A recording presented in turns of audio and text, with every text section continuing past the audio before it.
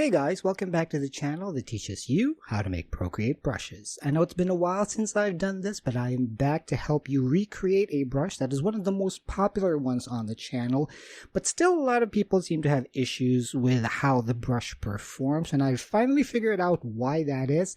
So we are redoing it, or in this case, reduxing it. We are recreating the Gothic brush with a more, how should I say this, foolproof way of recreating it. I know that my instructions in the previous version of this tutorial have been, let's say, less than successful for some of you, but this time I promise you, this is going to be 100% accurate, and you will get the results that you are looking for, okay? So one of the things that people seem to be having issues with is, of course, the transparency issues. I've figured out how to fix that, and we're going to do that here.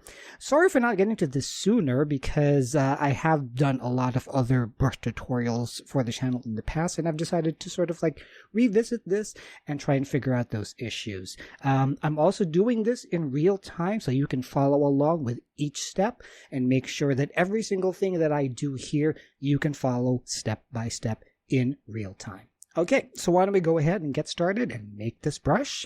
And the first thing that we need to do is, of course, create a new canvas. Now, the canvas we're going to need to create is a square canvas. As you can see here, all of my canvases are square. I've only changed the colors to make them look a bit more appealing for this particular footage here.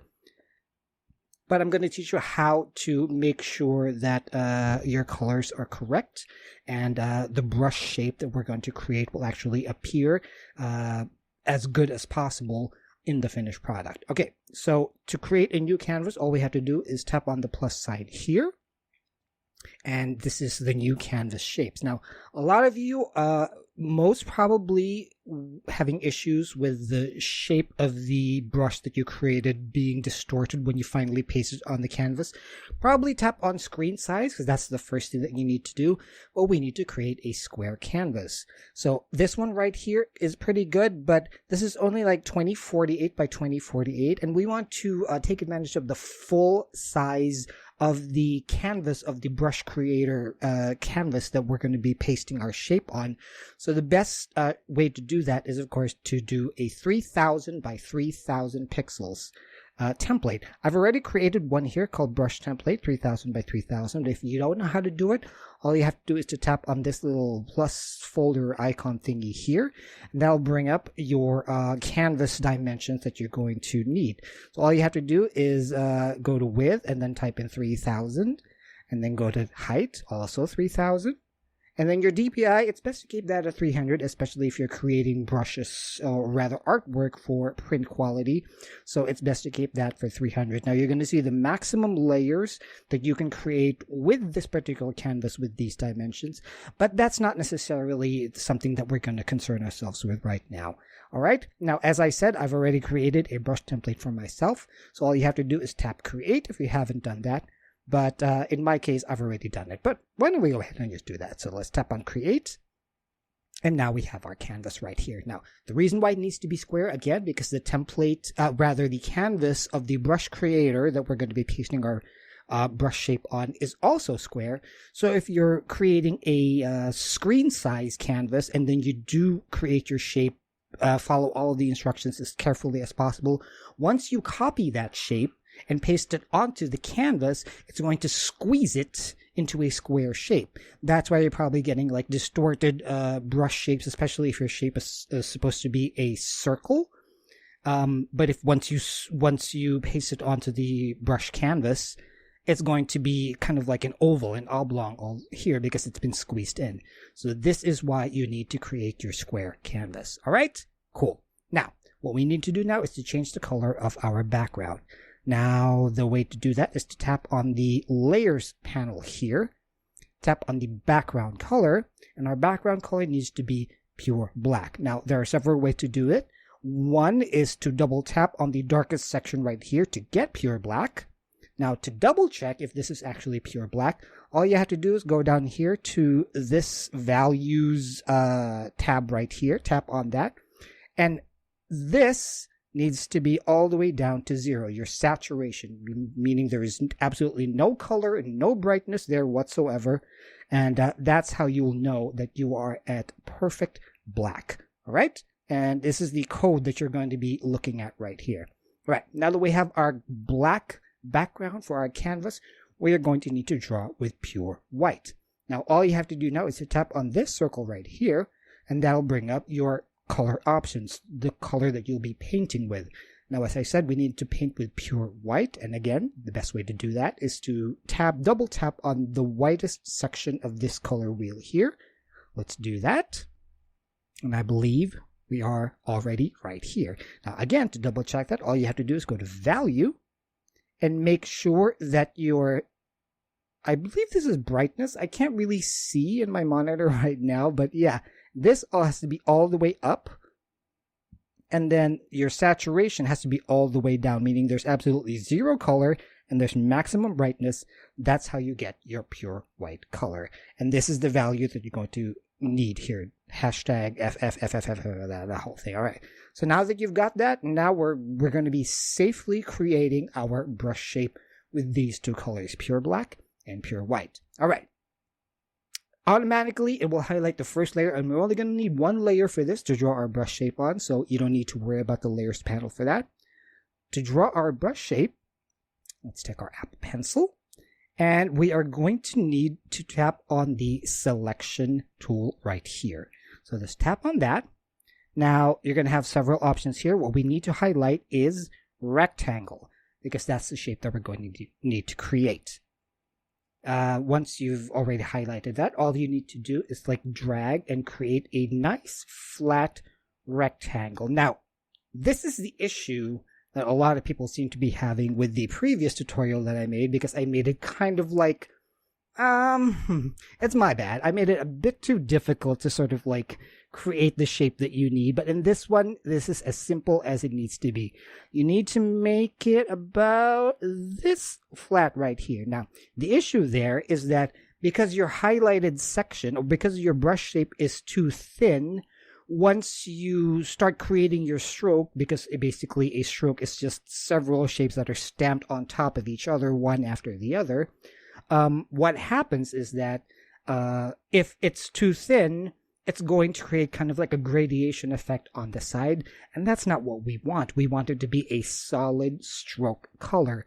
That's why it needs to be as thick as possible, but you don't want it too thick, because what happens if your brush shape is too thick, once you do your curves, once you're creating your brush stroke, you're going to see like the jagged edges, because like I said, it's going to be stamping those shapes one after the other. So once they're being stamped, you're going to see these little edges right there, because they're no longer on top of each other the way that we want it. They're going to be kind of like a little bit jagged and crooked at the edges. So we want it to be not too thick, not too thin.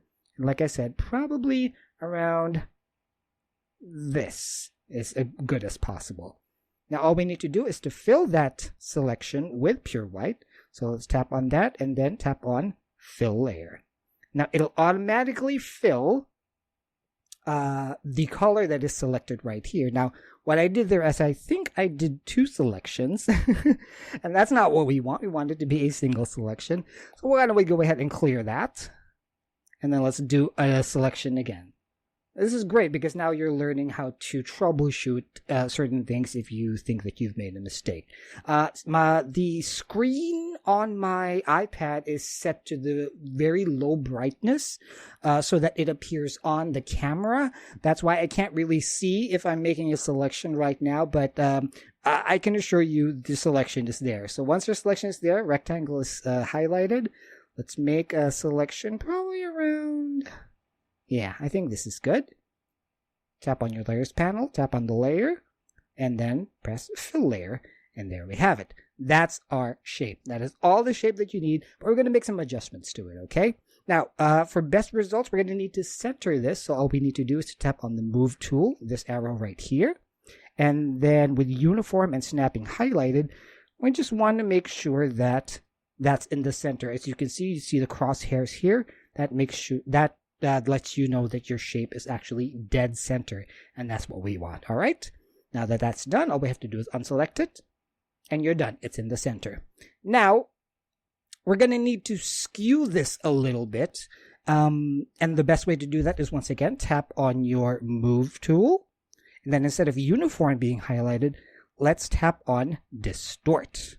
Because what that's going to do is we're going to need to make this into a kind of like slanted shape right here, because that will determine the start of your Gothic brushstroke. So all we need to do is to press and hold on this center node right here, and then drag that up. And then let's do the same on the left side here. Tap on that and then drag that down. Now, the angle that this is in will determine the angle of the start of your brush stroke. So the more 90 degrees it is, the sharper that angle will start. So I think that's what we want, right? So we want it kind of like at this nice, almost 45-degree angle, not necessarily 90 degree, because that's like this, right? We want it kind of like at a 45-degree angle. So I think this is absolutely perfect right here. So before we tap on that to sort of like make our changes permanent, let's tap on uniform again. Okay, and then let's center this once again. That way we have a nice center starting point once we do our brush stroke. Now, I don't know why it's not centering right now. You know what? Why don't we just tap on the move tool again, just to sort of like set it. Tap on it again, and then there you go. Now it's on a uniform and uniform and snapping highlighted. Now, okay, there you go. Now we're at the center. We see those crosshairs. This is the brush shape that we want. There. And this is pretty much it. This is the brush stroke that we're looking for, or rather the brush shape that we're looking for to create those nice, vibrant and 100% opaque strokes without any opacity whatsoever. Now, if in the future you might think that this, you might discover that you're still getting those issues with the opacities on the side, it's best to just keep a copy of this by duplicating your layer. There you go. And then just hiding that for now. Because what we're going to do is we're going to test to see if that actually works. If there actually is not going to be any more issues with the opacity that that a lot of you have been discovering.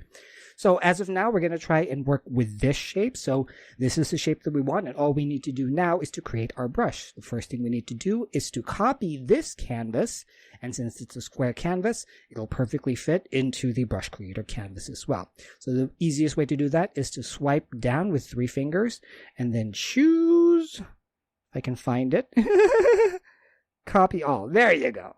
This is the one. There you go. Now we have our brush shape copied. Now, what we need to do now is to create our brush. All we have to do is tap on the brush icon here. Tap on any brush library that you want, any brush library that you've created or anything that exists. I have mine right here, which is Make This Brush. Tap on the plus sign here to make your new brush. Now, this is where we're going to put all of those settings in. Okay, now that we're in our brush studio, we're going to dial in some of the settings that will actually make our brush better. So the first thing we need to do is here in stroke path, we are going to need to place our spacing all the way down to 0. That way, we're not going to get those jagged edges that I was talking to you about earlier, because once your brush shape is spaced out, once you do those curves, you're kind of going to see it like stamped one after the other because there's kind of like a space in between. So having it at 0, make sure there's not going to be any of those spacings in between the stamps. It's just going to be one smooth, nice line, okay? Now, in stabilization, you can go ahead and customize that since you're probably going to be using this for calligraphy. And if you're like me, where your, let's say your hand-eye coordination isn't that great, you're going to need some kind of streamlining support there. I like to put my amount all the way up to max, and then the pressure, maybe somewhere around, let's say, 65, 70. I think, yeah, 70 is about good. Now, the stabilization amount, it's best to also keep that at 70 for now. And then you can adjust this accordingly as you discover how much or how little help that you need, all right? Now, we are going to go into shape. and we're going to paste the shape that we copied from our canvas that we created. So all you have to do is tap on Edit beside Shape Source, tap Import, and then choose Paste. And there we have our shape right here. All you have to do is tap down twice to save that shape, and there we have it. Now, I believe my Procreate has updated to some newer features, and I'm not quite sure how a lot of them work, but for now we don't need to touch any of those things. If you have experience with the newer settings and the newer kind of like finagling of the newer versions of Procreate, good for you. Let me know how those work out. But for this particular brush, we don't need to touch all of those things, all right? Because I believe these are new. I don't even know what these are. I haven't made a brush in quite some time, and clearly there's been some new additions in the brush studio, but I'll eventually get to that in future videos once I play around and see what they do, all right? Now, okay, so brush shape is done. We're not going to do anything with the grain or the rendering. Actually, we are going to do something for rendering. Why don't we tap on rendering right now, and let's go to, ahead and go to intense blending, just to make sure that we get the most opaque, the most brightest brush stroke that we possibly can. Because these ones, you know, they have a little bit of like opacity or maybe some blending options to them that you might not actually like. But again, experiment, see what you like. All right. And then we're going to bypass all of these other ones and go straight to Apple Pencil. Go ahead. All right. Now, this is the thing that we want to work on. We need to get rid of the opacity so that you get a pure, consistent stroke, no matter how much or how little pressure you're going to exert onto your Apple Pencil. So let's put that pressure opacity down to 0. But then again, if you want to play around with that, feel free to go ahead and do that as well, okay? And now we're going to go down to Properties. And in Properties, just make sure that maximum size is all the way to max, which it will be by default. But sometimes if you add some spacing to your brush shape in the, over here in the, where is that again? Yeah, it's here in shape. If you, no, in, see, I can't read it. It's so dark. Okay, if you decide to put some spacing on your stroke, your Apple Pencil, or rather your Properties maximum size is going to be somewhere here. So you're going to want to put that to max. But by default, it's going to be at max. Now, this is the important thing. Make sure Orient to Screen under Brush Properties is turned on. Now, why is that important? I'll teach you later. I'll tell you about that later, okay? But for now, these are all of the settings that you need. These are the only settings that you need to make this brush work. And since we've dialed all of those in, all we have to do now is to tap on Done. And now we have our brush shape. Yay! All right, now let's go ahead and test this baby out. So let's add a new layer. And okay, with that selected, let's try and make our brush size smaller. Why don't we go ahead? Yeah, there you go. And now, go ahead and start your calligraphy. There. See how it's 0 opacity, perfectly smooth, and you don't have any of the, I spelled Gothic. Why did I spell Gothic? What the heck is wrong with me today? Let's try that again. Okay. There you go. All right. All right. Now see these curves right here? That is a result of your stabilization settings. So we might want to lower those a little bit. Let's go back to stabilization. Where are you? I think that's an Apple Pencil, correct? No, it's not. Where is it? Where is it? There you go, stabilization. Let's lower that down a little bit so we're not going to get that issue right there. So now, okay, yeah, that's better. Now you get a sharper edge. Okay, so now, as you can see, you don't have that issue anymore. Yeah, Gothic is with an H, of course. There. There we go. Yeah. Now there's your Gothic brush shape. If you look closer, you don't have those jagged edges that I was talking about because there's literally no space in between the stamping. So that's just a smooth stroke. And the reason why we need Orient to Screen on is that once we decide to turn our canvas the other way, let's go ahead and do that.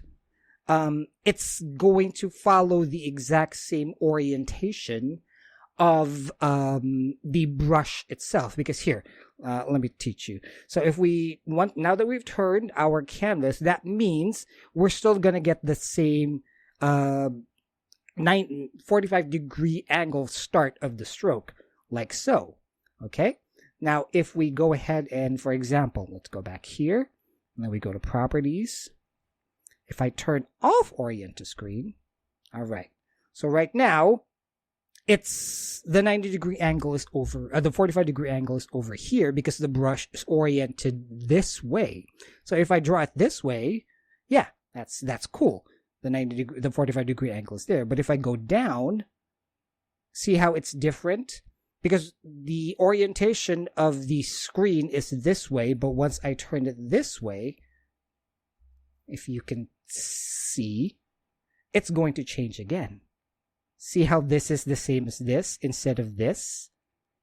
I don't think I'm explaining it right, but the reason why you need it to be oriented to the screen is that no matter which direction of your screen, it's always going to create the exact same 45-degree angle start. Because right now, if I do this, and then I turn my screen this way, it's going to look different because the Orient to Screen is off. But if I turn it on, it's going to keep it that way. If that makes any sense. Let me just erase this so we can go ahead and start. Okay, so now my Orient to Screen is on. All right. So right now, we're drawing on a horizontal canvas. I draw down. Okay, so 45-degree angle is this way, right? But if I'm turning it this way,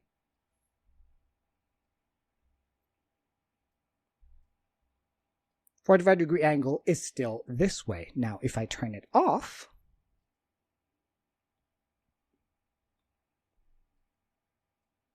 I draw it this way. 45-degree angle is still there, but once I turn it this way, see what happens. It doesn't look the same as this anymore. You see the difference there? It's keeping the exact same. It's almost as if, here, let me show it to you. All right, so I've turned on Orient to Screen. So now it knows that it's supposed to follow this orientation, which is why if I draw this, it's the same as that. But if I draw across, you see how it's the same 45-degree angle, but it's going this way. It's not going this way. See how different it is? So that's why you want Orient to Screen on, so that no matter what orientation your canvas is, it's always going to start with that same 45-degree angle. Now, the issue, or actually it might actually be a bonus, if you will. Yeah. Once you rotate your canvas, it's still gonna start in the same 45 degrees. You see how that is? So you kind of like have this new way of creating your brush strokes, because if you keep going down, it'll follow the orientation of your canvas. So it's kind of like cool that you can actually now have it move around like this instead of just going down and then down and then down and then down. See how it changes? Especially if you do if you draw along the 45-degree angle, it's kind of like super thin. But if you change your brush shape and then you go 45-degree angle, it's still the same. But if you go straight down, it's still flat. You know, it's just interesting ways to sort of like create your brush strokes with this particular brush, depending on your Orient to Screen option. But that's very important to either keep it on or keep it off. It's entirely up to you, depending on what you're comfortable with. Okay. So I hope you enjoyed this real-time tutorial. I hope this answered a lot of your questions regarding this Gothic brush. And I certainly hope you can forgive me for giving you something that I thought worked fine when I created it, because otherwise I wouldn't have put it up on the channel. But again, I'm sorry it took me such a long time to get back to this and create this new brush. Rather, to recreate this brush for those of you who have been finding it difficult and finding mistakes in the original tutorial. Okay, but before I go, thank you all so much for still supporting the channel despite the fact of my absence. I will do my very best to keep continuing to create new tutorials for you, because I absolutely appreciate all of the support that you continue to show for the channel.